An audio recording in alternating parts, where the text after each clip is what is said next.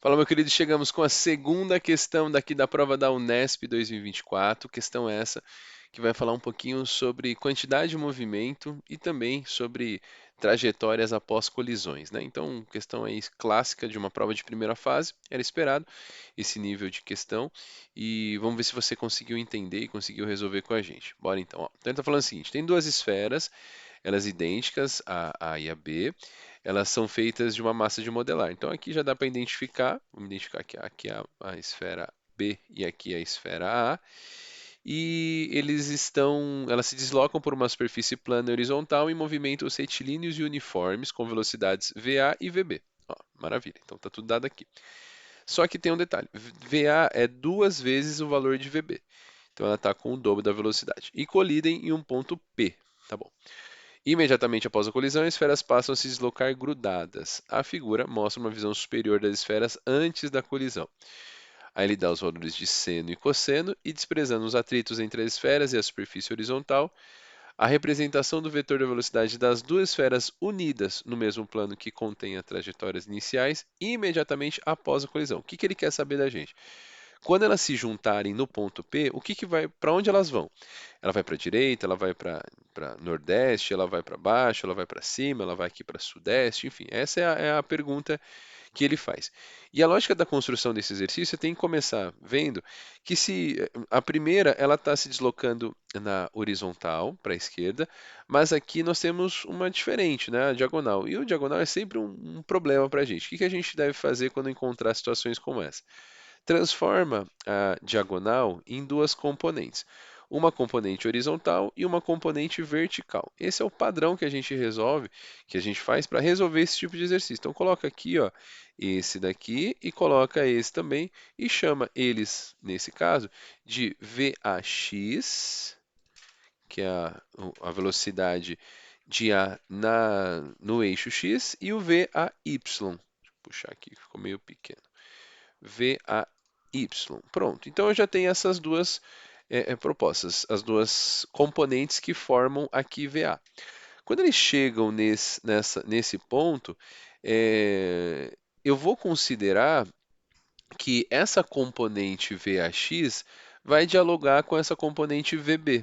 Eu vou precisar ver quem é maior ou então se elas são iguais. Então, quando eu chego nesse ponto, eu vou analisar que as duas esferas elas têm velocidades na horizontal, só que a única esfera que vai ter velocidade na vertical é VA.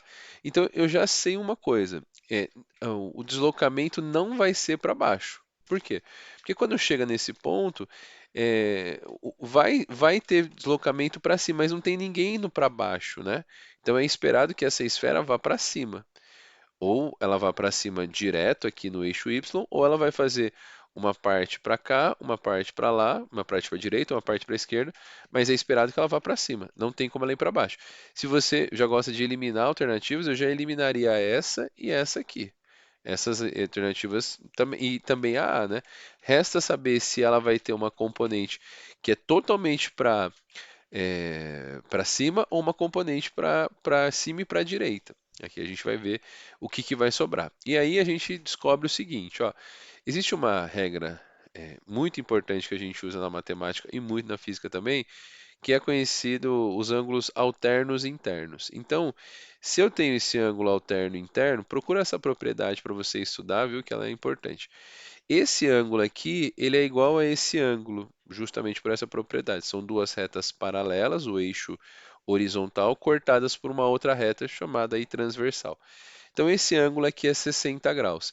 Se eu pudesse fazer isso, né, num triângulo, a gente tem uma componente aqui, ó, deixa eu fazer um pouquinho mais grosso aqui para ficar destacado. Ó. Se eu fizesse essa componente verde aqui, ó, essa componente, eu consigo descobrir quanto que é VAX em função de VA, que é a reta o vetor com que ele está indo realmente se deslocando, né? Então, vou chamar ele aqui de VA. Ó. Esse é VA. E aí, veja, se eu tenho essa componente aqui, vou desenhar esse triângulo aqui, ó. Vamos desenhar ele aqui para você poder ver. Ó. Então, esse aqui é VA, esse é VAX e aquela ali é a componente VAY, tal. Então, nós temos aqui, vamos marcar, nós temos que aqui é VAX, essa é VA, e aqui se você quisesse colocar também VAY, certo? Então a gente tem esse ângulo de 60 graus a partir desse triângulo, uma vez que eu consigo transportar esse VAY para cá, ó. Elas são paralelas e formam um triângulo. Com isso, o que que a gente pode fazer? Eu tenho um ângulo aqui de 60 graus e esse VAX, ele é um cateto adjacente, ó, aqui é a hipotenusa, né? É o cateto adjacente em relação ao ângulo de 60 graus. E VA é a hipotenusa. Quando a gente tem cateto adjacente e hipotenusa, a gente usa o cosseno. O cosseno de 60, então, é igual ao VAX, que é o cateto adjacente, sobre a hipotenusa VA. Como ele me disse que o cosseno de 60 vale meio, a gente vai colocar essa informação. Então, eu vou dizer que meio vezes VA é igual a VAX. Só que veja, ele fala para a gente que o VA é 2 vezes VB. Então eu posso colocar que meio vezes 2 vezes VB é igual ao VAX. Isso gera para a gente que VAX é igual, 2 vezes meio dá 1, é igual a VB. Essa informação aqui é essencial para a gente poder entender o que está acontecendo. Então, o que a gente pode descobrir? Ó, aqui é VB, né? Então, quando ela chega nesse ponto, perceba que eu tenho uma componente de V, deixa eu puxar para cá, ó, VB indo para a esquerda, vou até marcar de outra cor e mais forte aqui, ó. Esse aqui é referente ao corpo A, tá? O referente ao corpo A, você vai ter um VB para a minha direita, aqui. Oh, tá feio aqui. VB para a direita. E eu vou ter uma componente aqui para cima, que é o meu VAY. Essas duas componentes formam o que a gente chama de VA. Se eu pensar agora no corpo, na bolinha B, na massinha B, eu vou ter uma componente, vou mudar aqui de cor, que ela é VB para a direita. Perceba que então a diferença que nós temos. Eu tenho o VB vindo para a direita e um VB indo para a esquerda. O que dá para a gente fazer? Dá para cortar os dois, né? Corta esse com esse e sobra apenas o VAY. Então a única resultante que vai ter nessa situação é a componente VAY, então eu posso garantir para você que após a colisão, essas duas partículas vão caminhar para vertical para cima. Então a gente chega na alternativa D.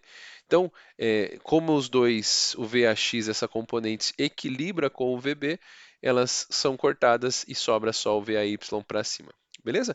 Então essa é a questão número 76, prova da Unesp 2024, que eu espero que você tenha entendido. Ficou com alguma dúvida? Manda seus comentários aqui que a gente te ajuda. Grande abraço e até a próxima. Valeu!